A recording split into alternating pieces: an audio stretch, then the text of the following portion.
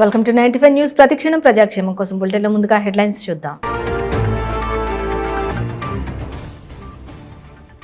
ఘనంగా Sathya Sai deemed university 42వ స్నాతకోత్సవం.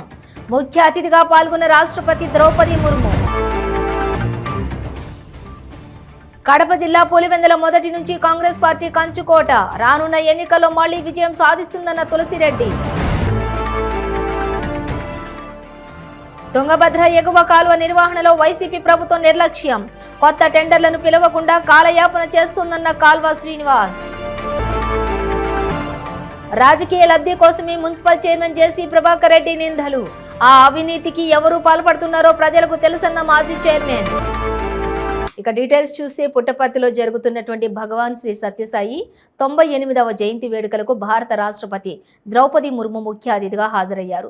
Bengaluru నుంచి వాయుసేన విమానంలో పుట్టపర్తి విమానాశ్రయానికి మధ్యాహ్నం 2:35 చేరుకున్న ద్రౌపది ముర్ముకు రాష్ట్ర గవర్నర్ అబ్దుల్ నజీర్, రాష్ట్ర మంత్రి ఉషశ్రీ చరణ్, సత్యసాయి ట్రస్ట్ సభ్యులు రత్నాకర్ ఘన స్వాగతం పలికారు. అనంతరం రోడ్డు మార్గాన ఆమె ప్రశాంతి నిలయానికి చేరుకుని సత్యసాయి మహాసమాధిని దర్శించుకున్నారు. అక్కడి నుంచి Sai Heera international convention centre కు రాష్ట్రపతి చేరుకున్నారు. అక్కడ జరిగినటువంటి సత్యసాయి డీమ్డ్ యూనివర్సిటీ 42వ స్నాతకోత్సవంలోని పాల్గొన్నారు. ఈ సందర్భంగా 14 మందికి డాక్టరేట్లు, 21 మందికి విద్యార్థులకు బంగారు పతకాలను అందజేశారు. अभिभावकों एवं प्रिय विद्यार्थियों, देवियों और स्वजनों, जैसा कि आप सभी जानते हैं कि कल ही यानी 23 नवंबर को भगवान श्री सत्यसाई बाबा की जयंती है। आज मुझे उनकी महासमाधि के पवित्र स्थल के दर्शन का सौभाग्य मिला है।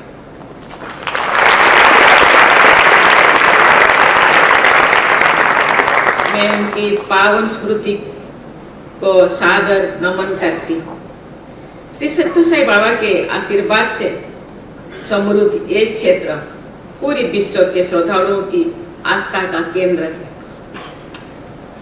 प्रशांति का अर्थ होता है प्रकृष्ट शांति, अर्थात गहरी आध्यात्मिक शांति।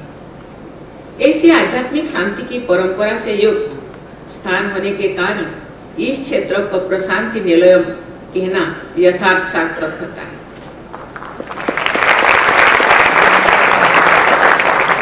हमारे यहाँ ये मान्यता है कि जिस क्षेत्र में महान विभूतियां सक्रिय रहते हैं वो स्थान सदा के लिए आध्यात्मिक पवित्रता, शांति और ऊर्जा से परिपूर्ण हो जाता है। श्री सत्यसाई बाबा के आशीर्वाद से युक्त प्रशांति निलयम के इस पावन क्षेत्र में आना मैं अपने सौभाग्य मानती हूँ। यहाँ के आप सभी अध्यापक, विद्यार्थी, प्रबंधक और कर्मचारी इस पवित्र परिवेश में निरंतर कार्यरत रहते हैं। ये आप सबका परम सौभाग्य है। आज उपाधि प्राप्त करने वाले सभी विद्यार्थियों को मैं बधाई देती हूँ। आज पदक प्राप्त करने वाले विद्यार्थियों की मैं विशेष सराहना करती हूँ। प्यारे विद्यार्थियों, आपके विश्वविद्यालय का ध्येय वाक्य है सत्यम वद धर्मं चर, अर्थात सदा सत्य बोलो और धर्म का आचरण करो। सदा सच बोलने के इस उपदेश में मन, कर्म और वचन से सत्य के प्रति निष्ठा का संदेश दिया गया है। सत्य की निरंतर खोज करने और उस पर अडिग रहने के आदर्शों को हमारी संस्कृति में प्राथमिकता दी गई है। राष्ट्रपिता महात्मा गांधी की आत्मकथा व शीर्षक है सत्य के प्रयोग। वे कहा करते थे कि सत्य का अन्वेषण करना ही उनके जीवन का प्रमुख लक्ष्य था एवं समाज सेवा तथा राजनीतिक गतिविधियों सत्य के उस प्रमुख लक्ष्य को प्राप्त करने के नैतिकतापूर्ण माध्यम थे। सत्य की इसी महिमा के कारण श्री सत्यसाई बाबा, जिनके प्रति अगाध श्रद्धा के साथ हम सब यहाँ उपस्थित हुए हैं, उनके पवित्र नाम में ही सत्य का समावेश है। धर्मं चर इस वाक्यांश में धर्म का अर्थ कोई विशेष पंथ नहीं है। यहाँ धर्म का अभिप्राय उन मूलभूत नैतिक मूल्यों से है जिनके आधार पर संपूर्ण मानव समाज का कल्याण होता है।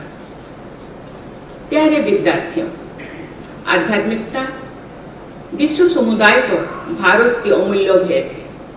हमारे देश में समय समय पर महान आध्यात्मिक विभूतियों ने सदाचार, करुणा और परोपकार का संदेश प्रसारित किए हैं। पुट्टपर्ति के इस क्षेत्र को కడప జిల్లా పులివెందుల నియోజకవర్గం మొదటి నుంచి కాంగ్రెస్ పార్టీ కంచుకోట అని కాంగ్రెస్ పార్టీ నాయకులు తులసిరెడ్డి పేర్కొన్నారు. వెంపల్లిలోని కాంగ్రెస్ పార్టీ సమన్వయ కమిటీ సమావేశం నిర్వహించారు. 1955 నుంచి 2019 వరకు 17 సార్లు సార్వత్రిక ఎన్నికలు, ఉప ఎన్నికలు జరగ్గా 13 సార్లు కాంగ్రెస్ పార్టీ గెలిచిందని గుర్తు చేశారు. రాబోవు సార్వత్రిక ఎన్నికల్లో కాంగ్రెస్ జెండా ఎగరాలని ఆయన పిలుపునిచ్చారు. మొదటి నుండి కూడా కాంగ్రెస్ పార్టీకి కంచుకోట. 1955 నుంచి 2019 వరకు 17 సార్లు సార్వత్రిక ఎన్నికలు, ఉప ఎన్నికలు జరిగాయి. 17 సార్లకు గాను 13 సార్లు కాంగ్రెస్ పార్టీ గెలిచింది. అంటే దీన్ని బట్టి పులివెందుల కాంగ్రెస్కు ఎంత కంచుకోటో అర్థమవుతాం.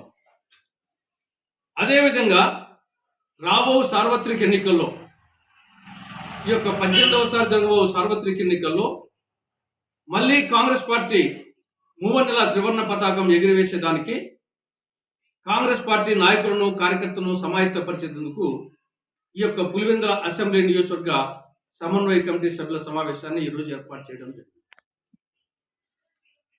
పులివెందుల నియోజకవర్గంలో మొత్తం అభివృద్ధి అంతా దాదాపు 90% సింహభాగం కాంగ్రెస్ హయాంలోనే జరిగింది. పులివెందులలో జేఎన్టీయు కానీ, అంతర్జాతీయ పశు పరిశోధనా కేంద్రం కానీ, శిల్పారామం కానీ, ఇక్కడ వేంపల దగ్గర ట్రిపుల్ కానీ, ఇవన్నీ కూడా కాంగ్రెస్ పాలనలోనే వచ్చాయి. అదేవిధంగా రోడ్లు తీసుకుంటే పులివెందుల, వేంపల్లి, కడప 4 దగ్గర రోడ్డు కానీ, రింగ్ రోడ్డు కానీ, భూగర్భ డ్రైనేజ్ కానీ, ప్రతి గ్రామంలో సిమెంట్ రోడ్లు, ఇవన్నీ కూడా కాంగ్రెస్ హయాంలోనే వచ్చాయి.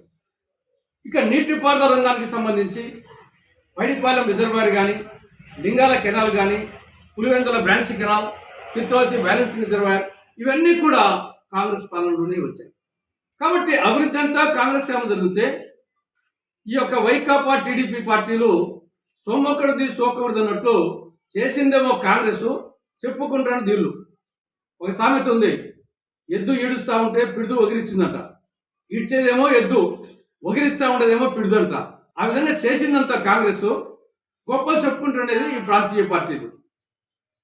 ప్రతి పాలనలో పులివెందుల వర్గంలో శాంతి భద్రతలు సొంత చిన్న మంత్రి వివేకానంద గారి కావించబడి దాదాపు 5 సంవత్సరాలు పూర్తయితా ఉంటే ఇప్పటి దర్యాప్తు పూర్తి ఇంతకంటే ఏముంటుంది? వివేకానంద గారి కూతురు డాక్టర్ పులివెందుల నియోజకవర్గంలో నా ప్రాణాలకు, నా కుటుంబ సభ్యుల ప్రాణాలకు రక్షణ కడప ఎస్పీ రాసింది. ఇంకా ఎంత ఉందో ఈ నియోజకవర్గం. కత్తులు కసుక్కున్నాయి, వేట కొడవలు వేటాడుతున్నాయి, తుపాకీ తూటాలు ఉన్నాయి, జూదం, దొంగతనం, జూదం, క్రికెట్ బెట్టింగ్ విడిగా ఉన్నాయి మట్క. కాబట్టి నియోజకంలో శాంతి పూర్తిగా జగన్ రెడ్డి ముఖ్యంగా ఉంటుంది. ఇటీవలలోని బీజేపీ ప్రభుత్వం కృష్ణా జలాల పంపిణీకి సంబంధించి గెజెట్ నోటిఫికేషన్ ఇచ్చింది. ఈ నోటిఫికేషన్ ద్వారా రాబో రోజుల్లో రాష్ట్రంతో పాటు, రాయలసీమతో పాటు, కడప జిల్లాతో పాటు పులివెందుల నియోజకవర్గం ఎడారి కాబోతా ఉంది. ఈ గెజెట్ నోటిఫికేషన్ అయిపోతే కృష్ణా జలాలు, నికర జలాలు రావు, మిగులు జలాలు రావు. పర్యవసానంగా పులివెందుల నియోజకవర్గంలో ఉన్నటువంటి పైడిపాలెం రిజర్వాయర్ కానీ, సిబిఆర్ కానీ, పీబీఆర్ కానీ, తర్వాత హెచ్ఎల్సి నీళ్లు కానీ రావు. మొత్తం నియోజకవర్గం ఎడారైపోతుంది. కడప జిల్లాలో గండికోట రిజర్వాయరు, తర్వాత సర్రాయి సాగరు, వామికొండ సాగరు, బ్రహ్మసాగరు వాళ్ళకి నీళ్ళు రావు. తర్వాత కేసీ కెనాల్, లో level canal, Krishna delta, Nagarjuna Sagar కుడి కాలువ, ఏడవ కాలువ, ఎస్ఆర్బిసి ఇవన్నీ కూడా రాష్ట్రంలో 10 ప్రాజెక్టుల కింద 9 జిల్లాలలో 58 లక్షల ఎకరాలు ఇంక్లూడింగ్ పులింద నియోజకవర్గం సహా కారిడార్ కాబోతా ఉంది. ఇంత జరుగుతూ ఉంటే జగన్ పార్టీ కానీ, తెలుగుదేశం పార్టీ కానీ, జనసేన పార్టీ కానీ, బీజేపీ తుంగభద్ర ఎగువ కాల్వ నిర్వహణలో వైసీపీ ప్రభుత్వం అడుగడుగున తీవ్ర నిర్లక్ష్యం వహిస్తోందని మాజీ మంత్రి, టీడీపీ పొలిట్ బ్యూరో సభ్యులు కాల్వ శ్రీనివాసులు ధ్వజమెత్తారు. ఆయన బొమ్మనహాల్ మండలం కేంద్రంలోని విలేకరులతోటి మాట్లాడారు. హెచ్ఎల్బీ కాల్వ ఆధునీకరణ పనులను పూర్తిగా ఆపేసి కొత్త టెండర్లను పిలవకుండా కాలయాపన చేస్తోందని ఆయన మండిపడ్డారు. కనేకల్లు గంగలాపురం బ్రిడ్జు నిలువున కూలిపోయింది. ఇట్లాంటివి ఉద్దేహాలు మల్లికేతి రోడ్డులో గతంలో కూలిపోయింది, దర్గా హొన్నూరు దగ్గర కూలిపోయింది. మొత్తం 51 స్ట్రక్చర్లు, యూటీలు కానీ బ్రిడ్జిలు కానీ ఇవన్నీ ఉంటే వీటిలో 20 ప్రమాదకరమైన స్థితికి చేరాయి. వాటిని పునర్నిర్మించకపోతే ఎప్పుడు కూలుతాయో తెలియదని అధికారులు పదే ప్రతిపాదనలు పంపినా, ప్రభుత్వాన్ని హెచ్చరించినా, 20 కోట్ల రూపాయల నిధులు కావాలని అనేక సార్లు ప్రతిపాదనలు పంపినా ఇంతవరకు ఒక్క రూపాయి విడుదల కాలేదు. మరి ఎందుకు ఇంత నిర్లక్ష్యం వహిస్తూ ఉన్నారు? నిన్న కనేకల దగ్గర బ్రిడ్జి కూలిపోతే పనికి వాళ్ళ ప్రభుత్వం ఇప్పుపోయి నా మీద విమర్శలు చేస్తాడు. కాలువ శ్రీనివాసులు ఏం చేస్తారు? అధికారంలో ఉండే గాడిద నేనా, అతను ఎమ్మెల్యేగా గాడిదలు కాస్తున్నాడా? 4.5 సంవత్సరాలుగా నీకు బుద్ధి లేదా? అక్కడ పోయి చూస్తున్నావు కదా. నువ్వు ఇసుక దోలిస్తా అంటే అడ్డుకున్నారు కదా. అక్కడ ఇసుక ట్రాక్టర్లు, ఇసుక టిప్పర్ల వల్ల మాకు ఇబ్బంది అవుతుందని ప్రజలు అడ్డుకున్నది వాస్తవం కదా. నీ ఇసుక తరలింపుకు, నీ స్వార్థానికి, నీ ధనదాహానికి రాయదుర్గంలో ఎన్ని రోడ్లు గుంతలు పన్నాయో ప్రత్యేకంగా కార్యక్రమం చేయొచ్చు. నేను అటువై అంటే నీ అవినీతికి సాక్ష్యాలుగా నిలిచిన రోడ్లు, అట్లాగే నీ అసమర్థత కారణంగా కూలిపోతున్న వంతెనలు, ఇవి చాలా ఒక అబ్రాహం చందారెడ్డి నీకు. మళ్ళా ఏదో ఒక టీఎంసీ నేనే తెచ్చినానని ప్రచారం చేసుకుంటున్నావు. సిగ్గుపడాలను. నీటి నిర్వహణలో ఘోరంగా విఫలమైనవు. జిల్లా కలెక్టర్ గారు ఎప్పుడో లేఖ రాశారు. అనంతపురం తాడిపత్రి మున్సిపల్ చైర్మన్ జేసీ ప్రభాకర్ రెడ్డి రాజకీయ లబ్ధి కోసమే నాపై నిందలు వేస్తున్నారని తాడిపత్రి మున్సిపల్ మాజీ చైర్మన్ జాన్సన్ అన్నారు. స్థానిక వైసీపీ కార్యాలయంలో ఆయన విలేకరులతో మాట్లాడారు. సివిల్ సప్లై స్టాక్ పాయింట్లోని నేను అక్రమాలకు పాల్పడుతున్నట్లుగా కానీ జేసీ ప్రభాకర్ రెడ్డి ఆరోపించడం సరికాదని అన్నారు. అవినీతి అక్రమాలకు ఎవరు పాల్పడుతున్నారో తాడిపత్రి ప్రజలందరికీ తెలుసునని అన్నారు. ట్రాన్స్పోర్ట్ చేసే వాళ్లకు గోడౌన్లో ఉన్నటువంటి వాటి మీద అధికారం ఉండదు. దానికి అధికారి అనేవాడు గవర్నమెంట్ సంబంధించిన వ్యక్తి ఉంటాడు.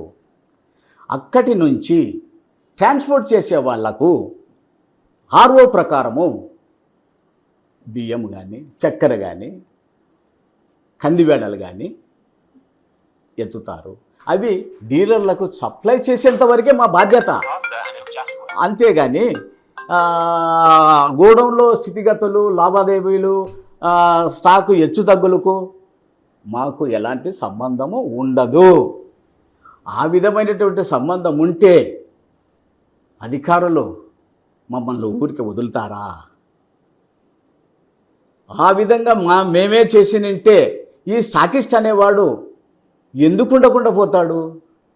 అతనికి తెలుసు కాబట్టి తన తప్పు ఎక్కడ బయటపడతాదో అనే ఉద్దేశంతో అతను మొగం చాటేసుకొని వెళ్ళిపోయినాడు. దాన్ని మీరు ఆసరా తీసుకొని ఏదో ఆయన మందు తాగుతాడంట, ఆయనకు మందు తాగుతారంట, ఆయనకు మందు తాగి పండబెడతారంట, వీళ్ళు ఈ పని చేసుకుంటారంట అని చెప్తాండవు నువ్వు. ఓ అబ్బా, ఎంత నిజం తెలుసుకునేవన్నా నువ్వు. నాకు అర్థం కావడం లేదు. నేను పోయేదే గొడవను అరుదు. ఆయన మందు తాగుతాడో తాగడో నాకు తెలియదు. ఒకవేళ మీరేమన్నా అదేలే, నాకు కొంచెం అర్థమైంది. ఎందుకంటే అభిలాష అభిరుచి అదేదో బార్ ఉంది, అందులో మీకు సంబంధించిందే కాబట్టి చూసిండొచ్చు మీరు ఆయన తాగేది ఇటేది. అయితే ఆయనతో పాటు నేను ఉన్నట్లు కానీ ఆయనను నేను తీసిపోయినట్లు కానీ చూపిస్తే, రుజువు చేయగలిగితే దేనికైనా నేను సిద్ధమే. ఊరికే రాజకీయ లబ్ధి కోసం అబద్ధాలు చెప్పడం అనేది పెద్దలుగా మీకు మంచిది కాదు. స్టాకుకు సంబంధించింది స్టాకిస్టుకు మాత్రమే తెలుసు. స్టాకిస్టే దానికి బాధ్యుడు. అధికారులకు అందరికీ తెలుసు. మీరు ఎలాంటివి నిందలు వేయడానికి, రాజకీయ లబ్ధి పొందడానికి ప్రజలు కూడా నమ్మేంత స్థితిలో లేరు. ఒకవేళ మీరే నమ్మాలనుకుంటే మీ అనుచరులను కనుక్కోండి. మీ అనుచరులు చేసిన తర్వాతనే మేము చేస్తా ఉన్నాం అంటే మీ అనుచరుడుగా ఇదే చేసినారా చెప్పగలుగుతావా? ఇంకోటి చెప్తాను, ఎమ్మెల్యే గారికి 70 వీనికి 30 అని.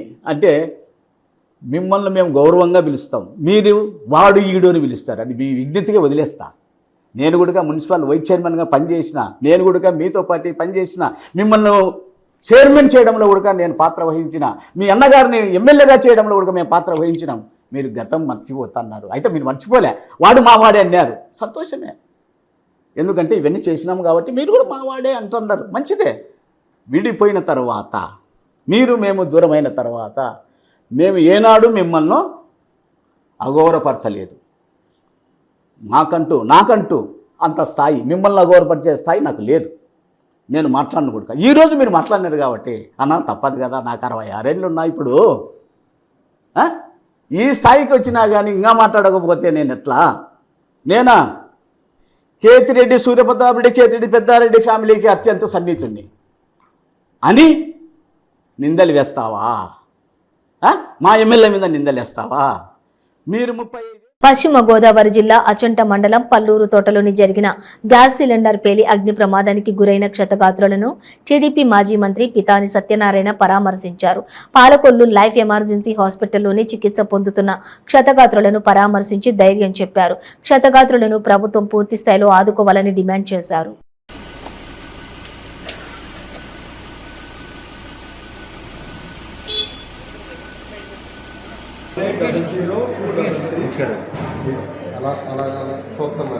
ఇన్సూరెన్స్ ఈ ఇన్సిడెంట్ అయిన తర్వాత వీళ్ళు బెటర్ ట్రీట్మెంట్ కోసమని నేను ఇన్సూరెన్స్ కోసం చెక్ చేస్తే నాకు పిఎంఏ ప్రధానమంత్రి పోర్టల్ ఒక వెబ్సైట్లో దొరికింది.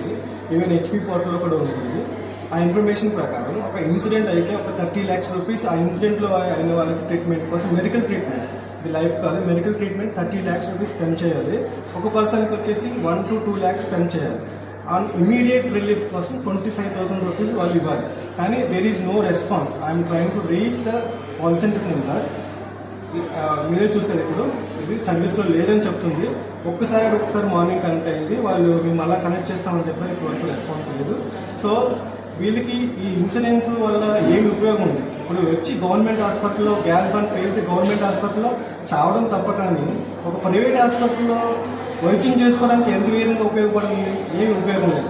దీనివల్ల ఈ ఇన్సూరెన్స్ అధికారులు ఈ గ్యాస్ సిలిండర్ ఆయిల్ కంపెనీ వాళ్ళు సమాధానం చెప్పాలి.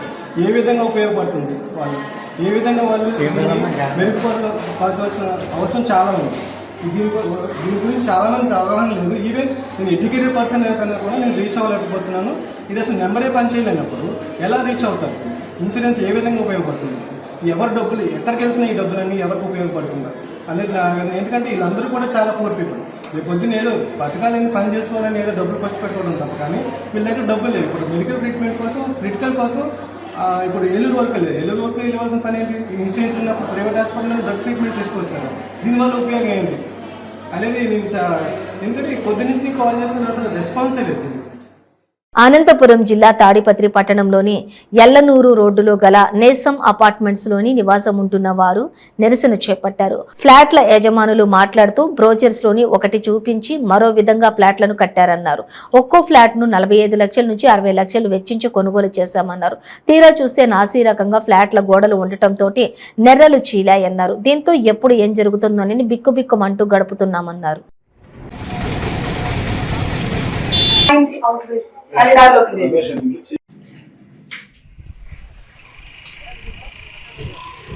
సొంత ఇల్లు అనేది ఒక డ్రీమ్, లైఫ్ టైం డ్రీమ్. అదే ఉద్దేశంతో ఇక్కడ 35 ఫ్లాట్స్ ఉంటే దాదాపు 29 మంది ఫ్లాట్స్ కొనుక్కున్నాము. అందులో నేను ఒకటి కొన్నాను. కొన్నప్పుడు వర్బల్గా ఏమో ఇది మెయిన్ రోడ్డుకు ఉంది, ముందర పార్క్ వస్తుంది, చాలా బాగుంటుంది అన్ని విధాలుగా. బ్రోచర్లో మాత్రము ముందర పార్కింగ్ చూపించాడు, గ్రీనరీ చూపించాడు. ఇప్పుడు మాత్రము అక్కడ కమర్షియల్ రూమ్స్ కడుతున్నాడు. కమర్షియల్ రూమ్స్ కట్టడం వల్ల ఫ్లాట్లో నుంచి, అపార్ట్మెంట్ నుంచి బయటకు పోయే వాళ్ళకి మెయిన్ రోడ్డు మీద వెళ్ళే వెహికల్స్ విజిబిలిటీ ఉండదు. దానివల్ల యాక్సిడెంట్ జరిగే ప్రమాదం ఉంది. ఇది ఒక మెయిన్ యాక్సిడెంట్ ప్రోన్ ఏరియాగా మారే అవకాశం ఉంది. ముందర ఆ ఫోల్ ఉంది, ఆ ఫోల్ కూడా ఒక అబ్జెక్షన్ అనమాట. డైరెక్ట్గా మెయిన్ రోడ్డుకి అప్రోచ్గా ఉంది, మెయిన్ రోడ్డుకి మెయిన్ ఎంట్రెన్స్కి అప్రోచ్గా ఉంది. అది ఒక మేజర్ డిసడ్వాంటేజ్. మేము నిన్ననే మేము స్పందనలో కూడా ఒక అర్జీ ఇవ్వడం జరిగింది. ఈ అర్జీలో మేము మెన్షన్ చేసింది ఏంటంటే,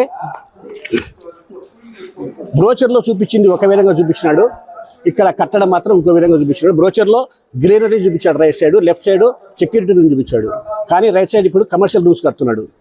లెఫ్ట్ సైడ్ సెక్యూరిటీ రూమ్ కూడా కట్టలేదు. రెండోది, మెయిన్ రోడ్ నుంచి అప్రోచ్ రోడ్డు అపార్ట్మెంట్లోకి 30 feet వైడ్ అప్రోచ్ రోడ్డు ఉందని క్లియర్గా రిజిస్టర్డ్ డాక్యుమెంట్లో చూపించడం జరిగింది. దాన్ని చూస్తే ఇప్పుడు 16 అడుగులే ఉంది, 30 అడుగులు లేదు, 16 అడుగులు మాత్రమే ఉంది. సో అది 30 అడుగులు.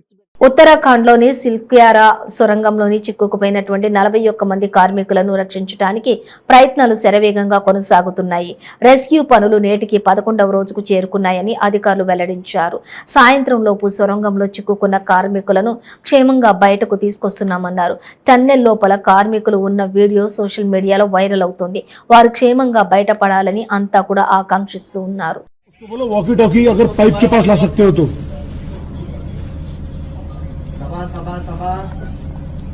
सभा जी, आप पाइप के पास आके वॉकी टॉकी से बात करें। या बंगारू, आप जाओ ना पाइप के छेद के पास।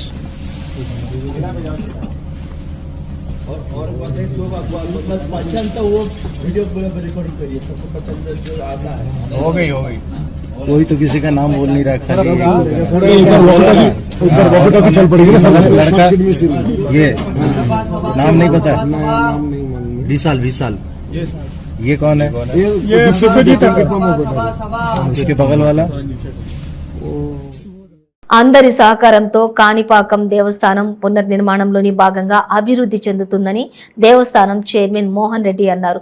కార్యనిర్వహణాధికారి కార్యాలయంలో ఆయన ఏర్పాటు చేసిన మీడియాతోటి మాట్లాడుతూ ఆలయ అభివృద్ధిలో భాగంగా భక్తులు తాకిడి ఎక్కువ అవుతోందని, ఈ నేపథ్యంలోనే కొంతమంది నాయకులు దురుద్దేశంతో బురద చల్లే ప్రయత్నం చేస్తున్నారని మండిపడ్డారు. కాణిపాకం స్వయంభూ శ్రీ వరసిద్ధి వినాయక స్వామి వారి దేవాలయం రోజు రోజుకి అభివృద్ధి చెందుతుందని, కొంతమంది నాయకులు దేవాలయం ప్రతిష్టతను మంట కలిపేందుకు ప్రయత్నించడం సరైన పద్ధతి కాదని దేవస్థానం ఈవో వెంకటేశులు అన్నారు. చిన్న చిన్న సంఘటనలను కొంతమంది భూతద్దంలో పెట్టి చూపించి ఆలయ ప్రతిష్టను మంటగలుపుతున్నారని ఆవేదన వ్యక్తం చేశారు. ఇటీవల కాణిపాకం వినాయక స్వామి బాగా అభివృద్ధి చెందారు. భక్తులు కూడా నమ్మకంతో తండోపతండాలుగా స్వామివారిని వీక్షించడానికి వస్తున్నారు. అభివృద్ధి కార్యక్రమాలు కూడా ఈ యొక్క 2 సంవత్సరాల్లో బాగా జరిగినాయి. గుడి పునర్నిర్మాణంతో భక్తులందరూ కూడా ఆశ్చర్యపోయే విధంగా ఇది కాణిపాకం గుడేనా అనే విధంగా రూపురేఖలు దిద్దుకొనింది. దీంతో గుడి యొక్క ఆదాయము పెరగడమే కాకుండా భక్తులు కూడా బాగా పెరిగారు. భక్తులకు కల్పించాల్సినటువంటి సౌకర్యాలు కూడాను మన చైర్మన్ గారు మోహన్ రెడ్డి గారు వారి కాకినాడ శ్రీపీఠంలోని నిర్వహిస్తున్న మహాశక్తి యాగం 9 రోజులు పూర్తయిందని, ఈ యాగానికి భక్తుల నుండి విశేష స్పందన లభిస్తోందని శ్రీపీఠం వ్యవస్థాపకులు స్వామి పరిపూర్ణానంద సరస్వతి తెలిపారు. 100 కోట్ల కుంకుమార్చనలో భాగంగా ఈ 9 రోజులలో 31 కోట్ల కుంకుమార్చనను నిర్వహించినట్లుగా స్వామి పరిపూర్ణానంద సరస్వతి తెలియజేశారు. మహాశక్తి యాగంలో 9 రోజులు పూర్తయిన సందర్భంగా స్వామీజీ మీడియాతో మాట్లాడారు. రోజుకు సుమారుగా 12,000 మంది వరకు భక్తులు హాజరవుతున్నారని, భక్తులకు అమ్మవారి ఆశీస్సులు ఎల్లవేళలా ఉండాలని స్వామి పరిపూర్ణానంద సరస్వతి ఆకాంక్షించారు.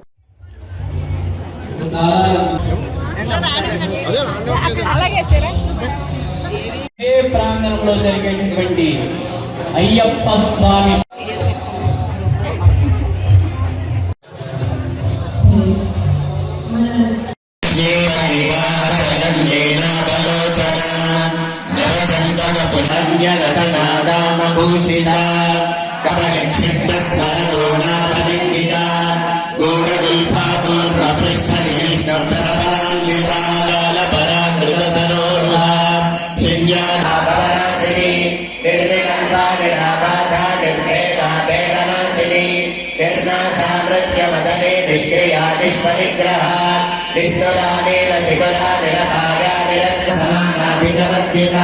సర్వశక్తిమయీ సర్వమంగళా సత్యనిప్రదా సర్వేశ్వరీ సర్వమయీ సర్వమంత్రస్వరూపిణి పరమానంద విజ్ఞాన జనరూపిణి ధ్యాన ధ్యాన రూపా ధర్మ ధర్మ వివర్జిత విశ్వరూపా జాగరణి. ఇంకో విశేషం గారు, మీ శిల్పుల్ని మాకు పంపించాలని చెప్పి స్వామివారు అప్పుడు చెప్పారు. అయ్యో తప్పకుండారండి అని చెప్పేసి ఆ శిల్పులు 100 కోట్ల కుంకుమార్చన అనేది మొట్టమొదట చెప్పగానే అందరికీ చాలా కంగారు, గాబరా, ఆశ్చర్యం, ఇదేదో అంకెలేవో అనేస్తున్నారని అనుకున్నారు. కానీ మా యొక్క సంఖ్య, మా యొక్క విశ్లేషణలో మాకు వచ్చేటువంటి ప్రతి వ్యక్తి తాలూకా బార్కోడ్ స్కానింగ్ చేస్తున్నాం. వాళ్ళకి ఇచ్చిన ఐడి కార్డ్స్ పూర్తయిపోయిన తర్వాత సుమారుగా 12,600 మందికి మేము ఐడి కార్డ్స్ ఇష్యూ చేశాం. అవి ప్రతిరోజు స్కాన్ చేస్తున్నాం. మాకు దాదాపు 12,000 వరకు ఖచ్చితంగా వస్తుంది. అది కాకుండా ఐడి రిజిస్ట్రేషన్ లేని వాళ్ళకి ప్రతిరోజు ఒక 3,000 నుండి 4,000 లేదా 2,000, 3,000, 4,000 ఈ రకంగా ప్రతిరోజు అదనంగా వచ్చే వాళ్ళకి వేరే ఏర్పాట్లు కూడా పక్కనే ఏర్పాట్లు చేసి ఒక విస్తృతమైనటువంటి ఈ ప్రణాళికతో నేటికి 9వ రోజు పూర్తయ్యేటప్పటికి 31 కోట్ల కుంకుమార్చనని పూర్తి చేసుకున్నాం. నా అంచనా ప్రకారం డిసెంబర్ 6వ తేదీ 7వ తేదీ కల్లా 100 కోట్లు దాటిపోతుంది. ఇంకా మేము 100 కోటి అనుకున్నది 116 కోట్లు పూర్తయి. బులెటిన్ ముగించే ముందు హెడ్లైన్స్ మరోసారి. ఘనంగా సత్యసాయి డీమ్డ్ యూనివర్సిటీ 42వ స్నాతకోత్సవం. ముఖ్య అతిథిగా పాల్గొన్న రాష్ట్రపతి ద్రౌపది ముర్ము. కడప జిల్లా పులివెందుల మొదటి నుంచి కాంగ్రెస్ పార్టీ కంచుకోట. రానున్న ఎన్నికల్లో మళ్లీ విజయం సాధిస్తుందన్న తులసిరెడ్డి. తుంగభద్ర ఎగువ కాలువ నిర్వహణలో వైసీపీ ప్రభుత్వం నిర్లక్ష్యం. కొత్త టెండర్లను పిలవకుండా కాలయాపన చేస్తుందన్న కాల్వ శ్రీనివాస్. రాజకీయ లబ్ధి కోసమే మున్సిపల్ చైర్మన్ జేసీ ప్రభాకర్ రెడ్డి నిందలు. ఆ అవినీతికి ఎవరు పాల్పడుతున్నారో ప్రజలకు తెలుసన్న మాజీ చైర్మన్. ఇవి బులెటిన్ డీటెయిల్స్. చూస్తూనే ఉండండి 95 న్యూస్.